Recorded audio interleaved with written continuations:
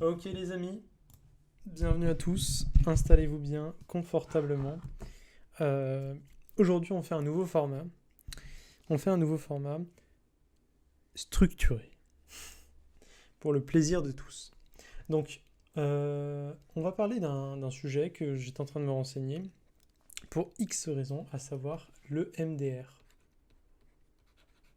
Donc je veux tenter ce format parce que pour moi c'est un peu plus amusant d'écrire sur un tableau que de parler comme ça sans rien faire.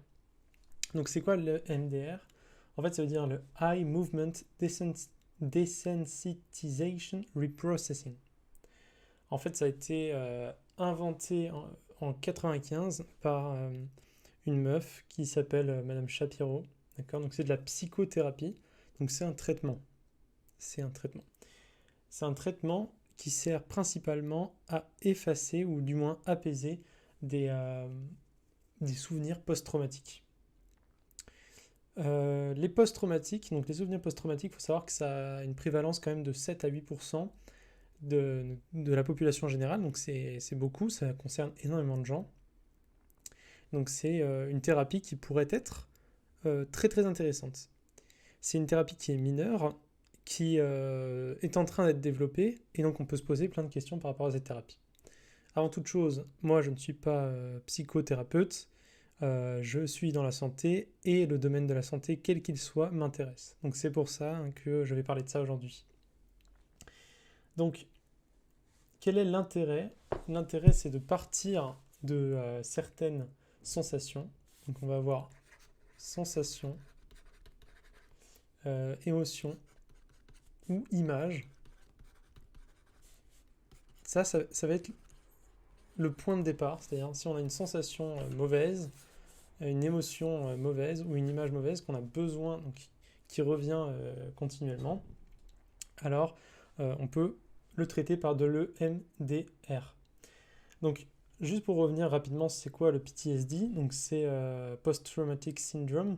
Ça, en fait, ça reflète le fait de revivre des événements traumatiques sous forme de cauchemar. Donc, ça va donner une augmentation de l'irascibilité, de l'hypervigilance, un sommeil altéré, des difficultés de concentration, euh, et évidemment, la personne va tout faire pour éviter de revivre les événements liés au trauma. Donc ça peut être des situations qui y ressemblent, les cauchemars, etc. Et on va avoir une persistance de conduite négative. Donc ça, c'est comment les symptômes et les signes du syndrome post-traumatique. Voilà. Donc, mais pratiquement, il a l'air comment? En fait, c'est l'une de ces trois cases qui va venir nous informer. Par exemple, si la personne a une sensation mauvaise, il va vouloir la traiter, une émotion mauvaise ou une image mauvaise. Donc ça peut être un cauchemar, par exemple. Donc l'idée principale, en fait, c'est de faire un traitement adaptatif qui va transformer cette émotion en une émotion positive. Ça, c'est négatif, ça, d'accord? Et l'idée, ça va être grâce à l'EMDR, hop, positif. Peu importe l'émotion qui était donnée à la base. D'accord? Voilà. Et donc, comment est-ce que cela s'effectue? Bah, ça va être une sorte de nettoyage du cerveau.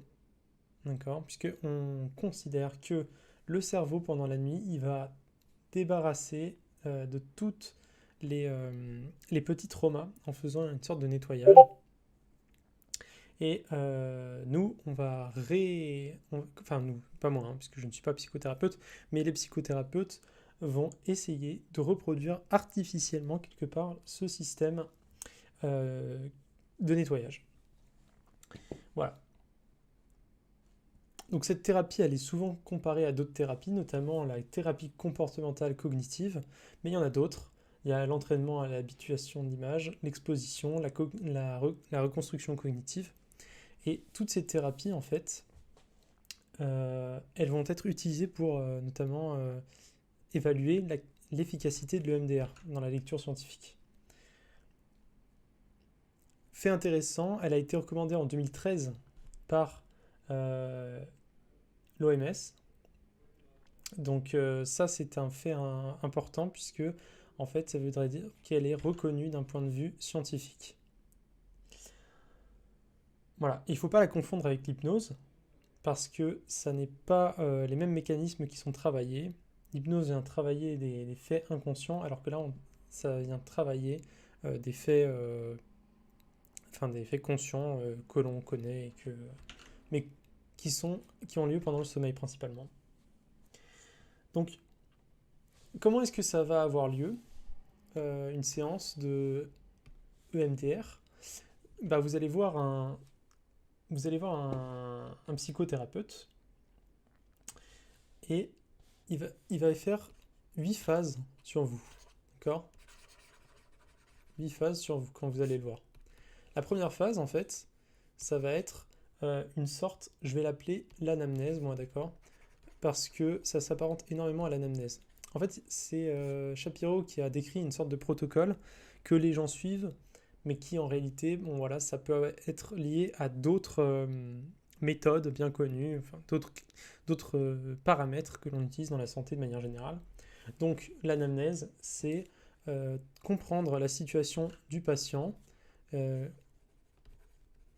en posant du coup des questions. Donc on pose plein de questions, on essaie de comprendre quels sont les déclencheurs et on remonte à l'origine pour essayer d'expliquer et de trouver la source. Ensuite, la deuxième phase, ça va être l'explication de l'EMDR. Donc qu'est-ce qui va se passer? C'est ce que je suis en train de vous faire par exemple. Mais bon, là ça va être plus poussé. Donc ça va être les positions, ça va être les différentes phases, le fait d'être en sécurité, de mettre en sécurité le patient, etc. Ensuite, on va avoir la recherche de l'image traumatique, celle qui porte une croyance négative. Donc par exemple, quelqu'un qui serait traumatisé parce qu'il a vu quelqu'un se faire décapiter, et l'image ça va être la décapitation. Voilà, donc on retrouve l'image. Et avec la sensation qui est associée. Donc, par exemple, que cette personne, elle peut se sentir... elle peut se sentir coupable de ne pas avoir aidé, ou elle a mal au ventre, etc. Et on essaie de comprendre quelle pourrait être la croyance positive qu'on pourrait remplacer. Donc par exemple, dans le cas de quelqu'un qui voit une personne se faire décapiter devant lui, ça pourrait être de l'acceptation du fait qu'il n'aurait pas pu faire mieux ou qu'il a bien agi. D'accord? Comme ça, cette personne se retrouvera saine par rapport à elle-même, en paix. Ensuite, on va désensibiliser la personne. J'utilise on, c'est pas moi, d'accord? C'est juste c'est une façon de parler. Par rapport à sa croyance négative. Donc, c'est là qu'on va utiliser les techniques de EMDR. L'EMDR, elle passe par différentes techniques. Le plus important, c'est la stimulation bilatérale. Enfin, je vais juste vous marquer la désensibilisation. Donc, il y a plusieurs méthodes. Et on va parler principalement de la plus connue, à savoir les mouvements oculaires bilatéraux.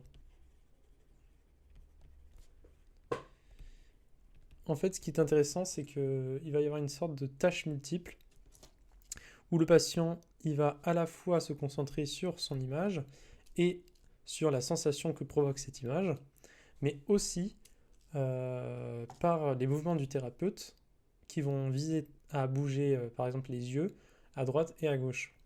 D'accord? L'idée, c'est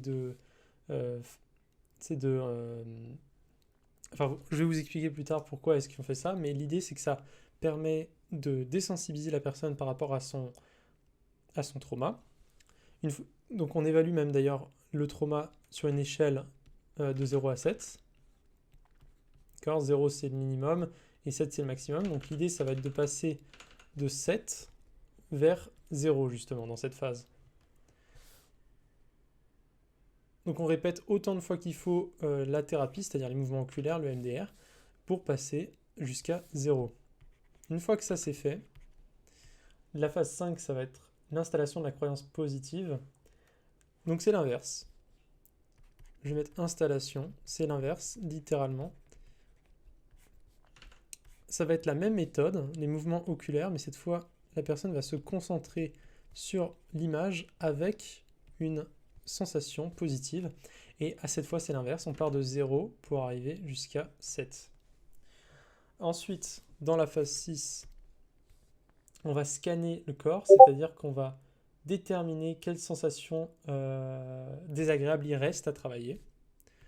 Je vais juste mettre... comment on appelle ça?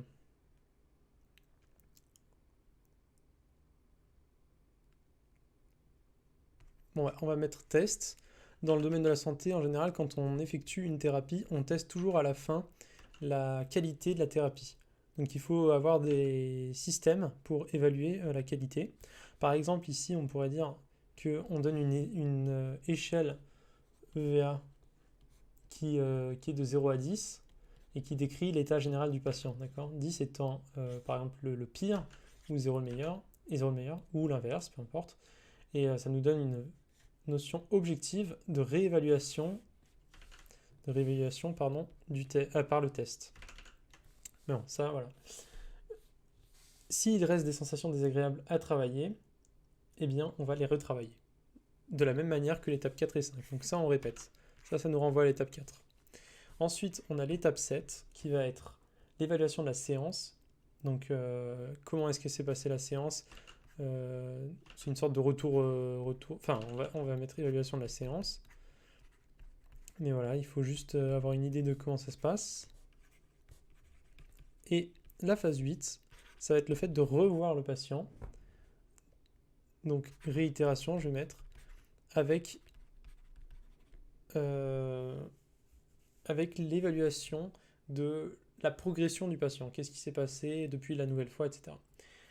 Ce qui est intéressant dans l'évaluation de la séance aussi, c'est tout simplement le fait que le MDR peut avoir des effets ultérieurs à la séance sur quelques jours. Voilà. Donc ça, c'est la manière dont se déroule une séance de MDR. La question qu'on peut se poser maintenant, c'est à quoi servent les mouvements oculaires? Eh bien, déjà, il faut savoir qu'on n'est pas obligé de faire avec des mouvements oculaires.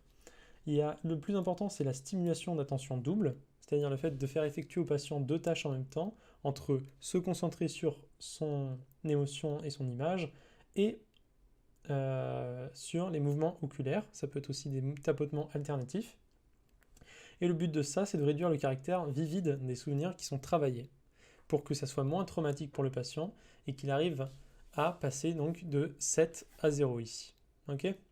Classique. Ça va permettre au patient d'augmenter la capacité à prendre de la distance par rapport aux souvenirs. Donc quelque part, il faut s'imaginer que le patient prend de la distance à l'image jusqu'à ce que ça ne l'affecte plus. Et à l'inverse, il se rapproche d'une image positive qui l'ancre comme une sorte de kyste dans le cerveau. Donc ça va libérer la charge émotionnelle bloquée. Ça va souvent ramener au patient des souvenirs très forts et très émotionnellement chargés. Donc il peut se mettre à pleurer, à beaucoup de choses. Voilà. Donc la question que moi on peut se poser, c'est est-ce que c'est scientifique tout ça?